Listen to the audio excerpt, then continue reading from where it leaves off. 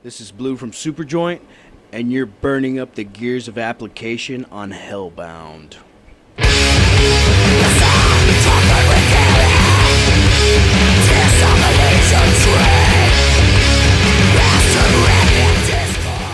What's going on, everybody? It's your pal Mean Gene from Hellbound. I'm backstage at Slim's in San Francisco with a few members of one of my favorite bands, Superjoint. Here we got Mr. Joey Blue Gonzalez and Mr. Steven on the bass over here. How you doing, brother? Doing good today, man. How you doing? I'm all right. Can't complain. Blue, what's up, man? What you looking at? Oh, laying down on the job, man. Nice. Now, we got a few dates away from the halfway point of this tour, man. How's it been going so far? So far, so good. No complaints whatsoever, man. West Coast is always a blast, man. Weather's beautiful today, mid to upper 70s. You guys got a day off tomorrow. Any big plans for tomorrow? Edibles. On our days off, we've been hitting campgrounds, cookouts, and just pretty much taking the day off, man, and relaxing. So it's been, we've been looking forward to our little days off. Recharging the batteries? Yeah, it's a good time. And we all hang out, battle cross, chow bite. We all get together. It's like a one big family cookout every 3 or 4 days, you know, so it's cool. Nice. Give everybody a chance to recuperate from them long drives, right? Now you guys just came up from San Diego, and I noticed your shirt here. How was that metal swap meet, man? I was actually pretty killer, man. Lots of cool people, lots of fans there for the signing. Looked like a pretty cool deal, man. Lots of vendors. Nice to see the metal families out there in full force supporting and you know, getting their metal on. It's pretty cool. Now, this is leg 2 of Caught Up in the Gears of Application. First one was more East Coast, Midwest, I guess, and now we're out here on the West. I love the album. How has the new material transferred over to the live scene? How's the crowd taking it all in? It seems to flow just right there next to all the old songs, man, and, you know, people are learning the words and going bananas, just, you know. Yeah. It's a nice little blend side by side, man. It's no problem.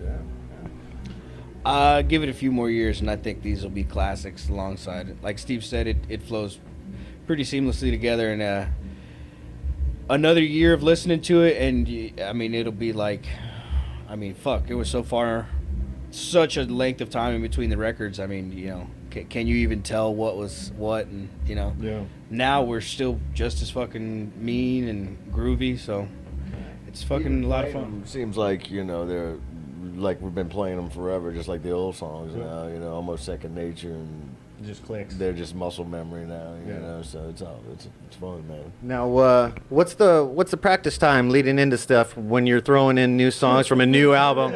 How long you have to practice before you hit the road? San Antonio show? Yeah, that was basically it. Yeah, there's the one show and you're ready to go. Yeah, that was about it. That was the one full practice for the tour. Yeah. We and Steve, we definitely do our best to get in town early, but I mean, normally we always say we're gonna be there and jam for 6 to 8 hours or something crazy, which when we're in writing mode, we really do. We spend lots and lots of time in the studio, but it always just turns into, we got this. And then we start writing new material. So actually this what did we come up with, like 3-4 ideas? Yeah, I mean, we had like 3 or 4 days to actually practice for this tour, and we actually maybe utilized 2 hours of that time, 3 hours of that time for actual set jamming, and the rest was just writing all new material. So now that's what that turned. It just turned into a jam session. Is that Superjoint material? It's probably material that will scatter across the spectrum. Yeah. It's just whatever was popping up. Yeah, guys. As most of you may know, Blue and Steven here are also illegals. And I don't mean that in the sense of Donald Trump building a wall or anything. They are Phil and Anselmo and the Illegals too, right?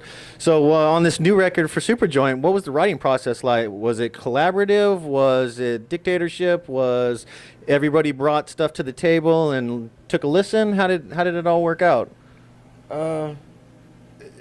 It turned into a melting pot Maybe it didn't plan to start out that way, but you know, me and Blue would be up early jamming and waiting for Kevin and Jimmy to show up, and you know, if we get started at like 9 in the morning, they get there at 1. We've done, you know, burned through a bunch of ideas and had a bunch of stuff rolling already, and then Jimmy is, you know, tons of riffs brought to the table, and same thing with Kevin, and you know, and Philip is the grand orchestrator of it all, and then he brings, you know, his endless library of riffs and, you know, puzzle pieces, and so yeah, everybody had a little something to throw in there in the end, which was killer, you know, and because it felt like just a band getting in there and jamming and just, you know, chopping through and hashing it out, which was killer. Yeah.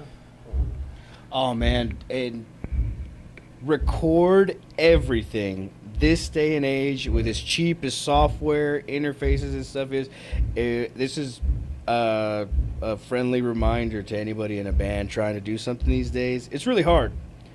So, record everything. Absolutely record everything. Do not fucking grind your... It's awesome and it's fun to jam with your boys and get all sweaty in a fucking jam room and stuff, but that's the key that I've felt that we've found, is that if you absolutely record everything, it doesn't matter if it's 5 seconds or 10 seconds, you just wrote a song. You know what I mean? That's how much potential tiny bits and pieces of, and that's probably been one of my favorite things about this whole recording process, is that it doesn't matter what we wrote, it's recorded. So like you're saying, how do you differentiate from this band, or like what were you writing for?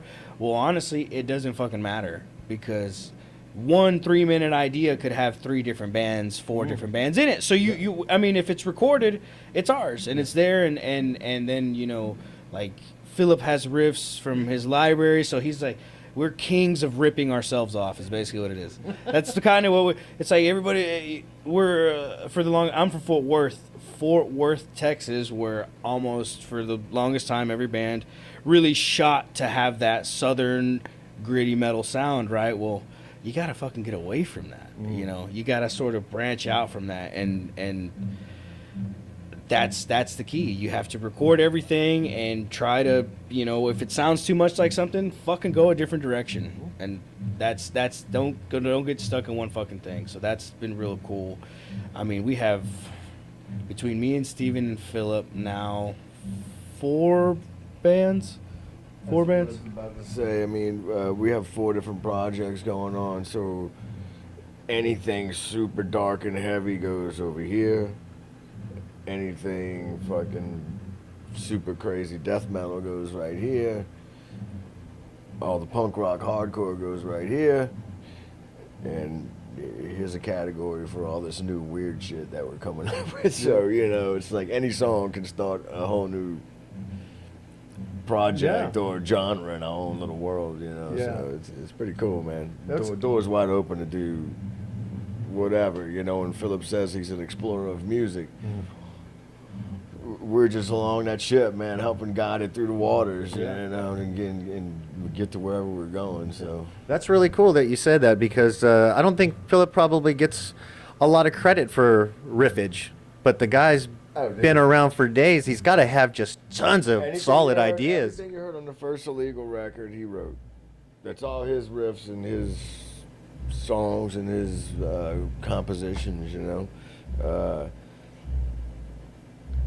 And when I started helping writing for the new record, which, you know, the new Illegal record we have now, we came up with some dark and heavy shit, and which turned into, you know, what I was saying, the super dark heavy shit, which, you know, Philip first gave me I kind of got a complex over it, because, you know, me and Blue came up with some ideas at my house and presented it to him, and he was like, what the fuck is this? You know, this ain't fucking Illegals music. And he said it just like that, and I was like, wow, I was just trying to write something crazy, dude, you know. And it turned into a whole nother heavy project that we actually just put everything on the side for the moment and completely dove into, and, you know, wrote a full album. Really? Yeah, Philip went fucking ape shit once he heard Steve's riffs, and then started a whole nother project, and then I fucking hated it because the drums are absolutely just such a departure from what I'm normally used to. And Steve has tons more experience than me and all over the world, and with very eclectic and ambient bands, very organic. You know, I'm very 4/4, very traditional, standard type music. So to be working with Steve is a huge help because he's like, man, you know, find this groove. Working with Jimmy, it's the same thing. But when Philip got in that mode, when Steve presented him his riffs, it just clicked in Phil's head, like, wow, my bandmates can do what I want them to do. And dude, I fucking hated it because it wasn't that I couldn't play the drum licks, is that I was playing something that was so foreign and different to me. I was just like, what the fuck are you making me do? And just every day in the studio, trust me. I said, trust me. I was like, all right. I was like, all right, dude. He put you through the ringer on that one, man, big time. But we came up with some stupid shit that it's challenging to play, and to go back and listen to it and try to do it. It's more of a dexterity kind of thing, you know. And So is this some secret project, or has it been announced, or we already know? Well, it was supposed to be secret, but he talked about it a little bit and gave it away last year. So, you know, it's Metroton and Ganga. So Sub-Metroton and Ganga. But, Wow. you know, it's been kind of just kept low-key at the moment. A lot of crazy offbeat stuff, and Yeah, it's really... I don't know how to explain it, man. It's just like, it's just weird voodoo music. I would explain it as if you were to listen to it, you would definitely be able to tell what Philip's favorite bands are right now. okay. That's how I would describe it. And I think for me, I felt that we were, like I said, we're kings of ripping ourselves off. But this was something that, you know, he found something chaotic and dark, and he wanted to go there.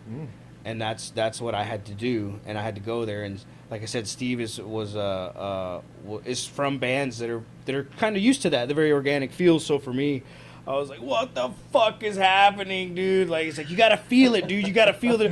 Like, motherfucker, I'm hitting this drum hard. How do you feel that? What the fuck? I'm sitting there. How am I supposed to feel a fucking flutter and on top? Like, it was it was a I book. think you did a wonderful job, man.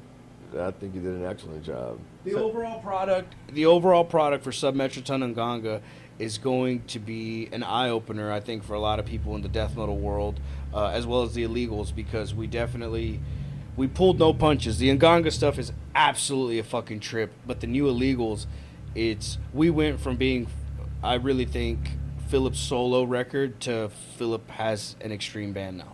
Yeah. That first Illegals record, I love Phil. I've liked a lot of stuff. Superjoint's my favorite band that he's ever fronted, and that's not the popular choice with a lot of people because obviously Pantera, you know what I'm saying? But obviously, yeah. It's Superjoint.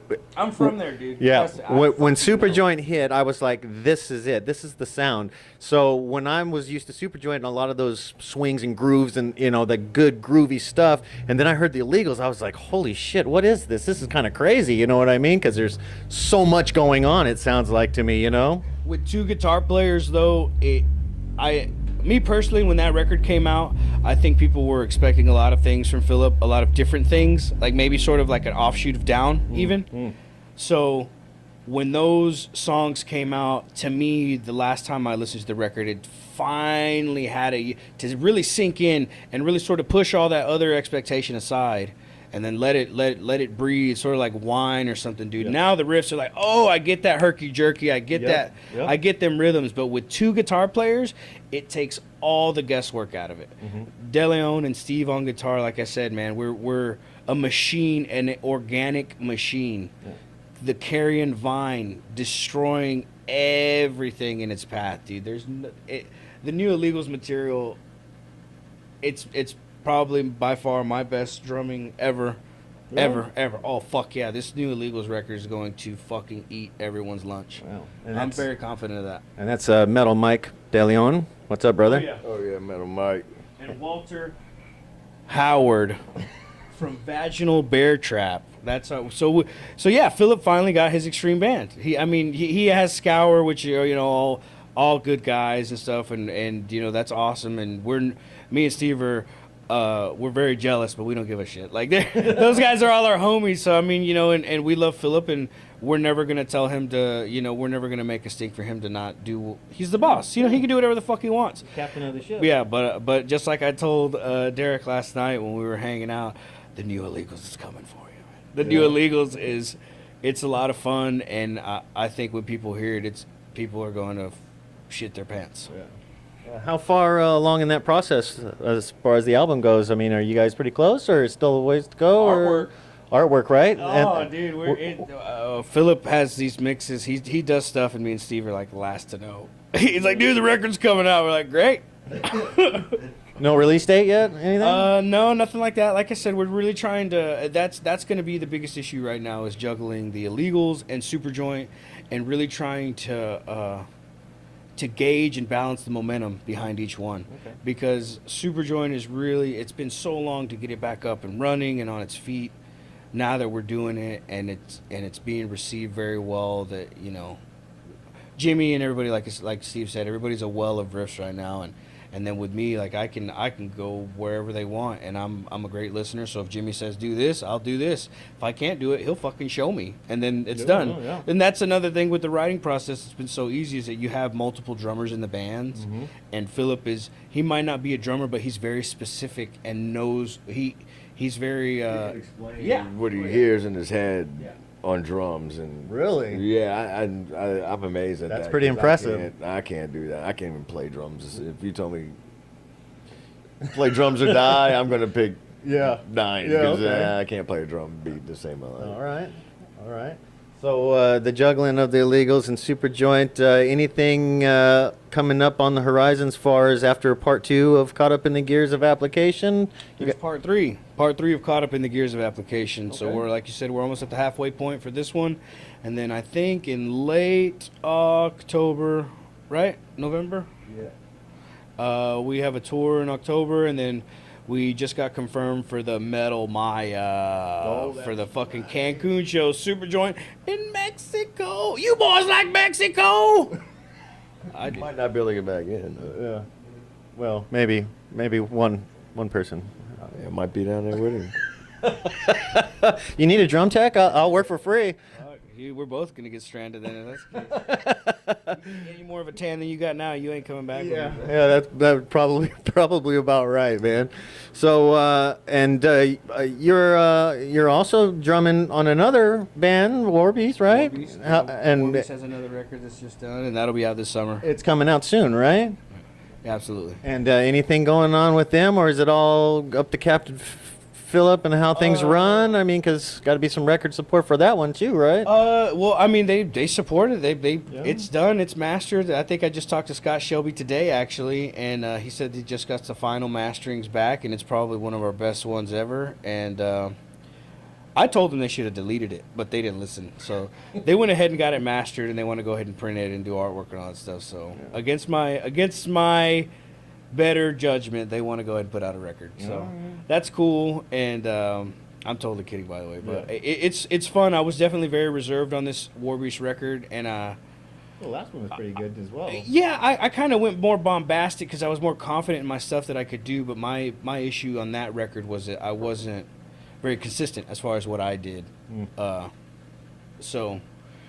right now we got to go sound check. I want to thank Steven and Blue from Superjoint and the Illegals for hanging out with Hellbound, and get out there, support live music, support metal.